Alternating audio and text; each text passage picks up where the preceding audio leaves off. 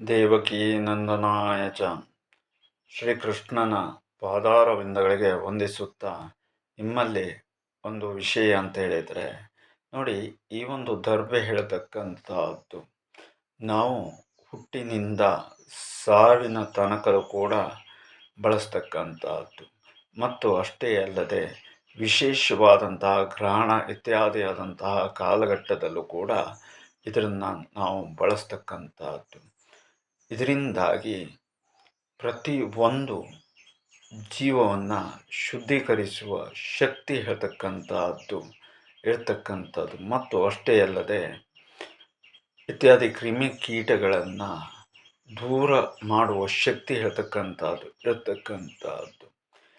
ಈ ರೀತಿಯಾದಂತಹ ಒಂದು ದರ್ಬೆಯಲ್ಲಿ ಬ್ರಹ್ಮ ವಿಷ್ಣು ಮಹೇಶ್ವರರ ಶಕ್ತಿ ಹೇಳ್ತಕ್ಕಂಥದ್ದನ್ನು ನಾವು ಕಾಣಬಹುದು. ಹಾಗಾಗಿ ಇಂತಹ ಒಂದು ದರ್ಬೆಯಿಂದ ಒಂದು ಮನುಷ್ಯ ಅಂತ ಹೇಳಿದರೆ ಎಲ್ಲವೂ ಕೂಡ ಭಗವಂತನ ಸೃಷ್ಟಿ. ಆ ಸೃಷ್ಟಿಯಲ್ಲಿ ಜೀವಿಸತಕ್ಕಂತಹ ಮನುಷ್ಯನ ರೋಗ ಬಾಧೆಗಳನ್ನು ಯಾಕೆ ನಿವಾರಣೆಯನ್ನು ಮಾಡಲಿಕ್ಕೆ ಸಾಧ್ಯವಿಲ್ಲ ಅಂತ ಹೇಳುವುದಾಗಿ ವಿಚಾರ ಬಂದು ಅದರ ಮೂಲಕವಾಗಿ ದೈವಿಕವಾದಂತಹ ಅನುಗ್ರಹವನ್ನು ಪಡೆದು ಈ ರೀತಿಯಾದಂತಹ ಒಂದು ಚಿಕಿತ್ಸೆಯನ್ನು ಮಾಡಿಕೊಂಡು ಹೋಗ್ತಾ ಇದ್ದೇವೆ. ಇದರಿಂದ ಮನುಷ್ಯನ ದೇಹದ ಒಳಗೆ ಹಿಂದಿನಿಂದ ಇರ್ತಕ್ಕಂಥದ್ದಾಗಿರ್ಬೋದು ಅಂತ ಹೇಳಿದರೆ ಹುಟ್ಟಿನಿಂದ ಇರ್ತಕ್ಕಂಥದ್ದು ಮತ್ತು ತದನಂತರದಲ್ಲಿ ಆಗ್ತಕ್ಕಂಥದ್ದು ಅಥವಾ ತಕ್ಷಣ ಆಗಿರ್ತಕ್ಕಂಥ ಕೆಲವೊಂದು ಬಾಧನೆಗಳನ್ನು ಬೇಗನೆ ಸರಿಪಡಿಸುವಂಥ ಮತ್ತು ಅಷ್ಟೇ ಅಲ್ಲದೆ ಅದನ್ನು ಮೂಲಕ್ಕೆ ಹೋಗಿ ಅದನ್ನು ಸರಿಪಡಿಸುವಂತಹ ಶಕ್ತಿ ಇರತಕ್ಕಂಥದ್ರ ಜೊತೆಯಲ್ಲಿ ಕ್ರಿಮಿಗಳನ್ನು ಅಂತ ಹೇಳಿದರೆ ಗ್ರಹಣದ ಕಾಲದಲ್ಲೇ ಯಾಕೆ ಹೆಚ್ಚಿನದಾಗಿ ಬಳಸ್ತಾರೆ ಅಂತ ಕೇಳಿದರೆ ವಾತಾವರಣದಲ್ಲಿ ಬ್ಯಾಕ್ಟೀರಿಯಾ ಹೇಳ್ತಕ್ಕಂಥದ್ದು ಅತಿಯಾಗಿ ಇರ್ತದೆ. ಆ ಬ್ಯಾಕ್ಟೀರಿಯಾ ಹೇಳ್ತಕ್ಕಂಥದ್ದು ನಾವು ತಿನ್ನುವಂಥ ಆಹಾರಗಳಿಗೆ ತಗಲಬಾರದು ಅಂತ ಹೇಳುವುದಾಗಿ ಪ್ರತಿ ಒಂದು ವಸ್ತುವಿಗೂ ಕೂಡ ದರ್ಬೆಯನ್ನು ಹಾಕ್ತಕ್ಕಂಥದ್ದು ಪದ್ಧತಿ.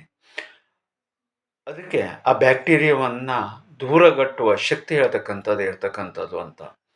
ಹಾಗಾಗಿ ಅಂತಹ ಶಕ್ತಿಯನ್ನು ನಾವು ಶರೀರದ ಒಳಗಡೆಗೆ ಬಳಸುವುದರಿಂದಾಗಿ ಮೇಲಿನಿಂದ ಅದನ್ನು ಬಳಸುವುದರಿಂದ ನಮ್ಮ ಶರೀರದ ಒಳಗೆ ಆಗ್ತಕ್ಕಂತಹ ರೋಗಗಳನ್ನು ಅದು ಬ್ಯಾಕ್ಟೀರಿಯಾದಿಂದಲೇ ಉಂಟಾಗುವಂಥದ್ದು. ಅದರಿಂದಾಗಿ ಬೇಗನೆ ಮೂಲಕ್ಕೆ ಹೋಗಿ ಅದನ್ನು ಸಂಪೂರ್ಣವಾಗಿ ಓಡಿಸ್ತಕ್ಕಂಥ ಶಕ್ತಿ ಇದಕ್ಕೆ ಇರ್ತಕ್ಕಂಥದ್ದು.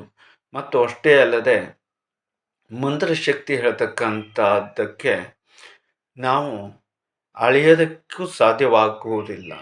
ಆ ರೀತಿಯಾದಂತಹ ಶಕ್ತಿ ಪಂಚಭೂತಗಳಲ್ಲಿ ಇರತಕ್ಕಂಥದ್ದು. ಈಗ ಒಂದು ಹೊಸದಾದಂತಹ ವೈರಸ್ ಹೇಳ್ತಕ್ಕಂಥದ್ದು ಬರ್ತಾ ಇದೆ, ಹಾಗೆ ಹೀಗೆ ಅಂತೆಲ್ಲ ಹೇಳ್ತಾ ಇದ್ದಾರೆ.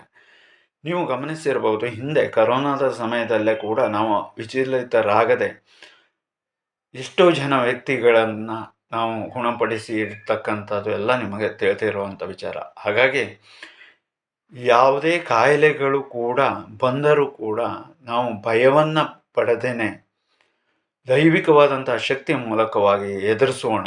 ಮತ್ತು ಅಷ್ಟೇ ಅಲ್ಲದೆ ನಾವು ಎಷ್ಟೇ ಜಾಗ್ರತೆ ಇದ್ದರೂ ಕೂಡ ಬ್ಯಾಕ್ಟೀರಿಯಾಗಳು ನಮ್ಮ ದೇಹವನ್ನು 24 ಗಂಟೆಯೂ ಕೂಡ ಸುತ್ತುವರಿತಾನೆ ಇರ್ತದೆ.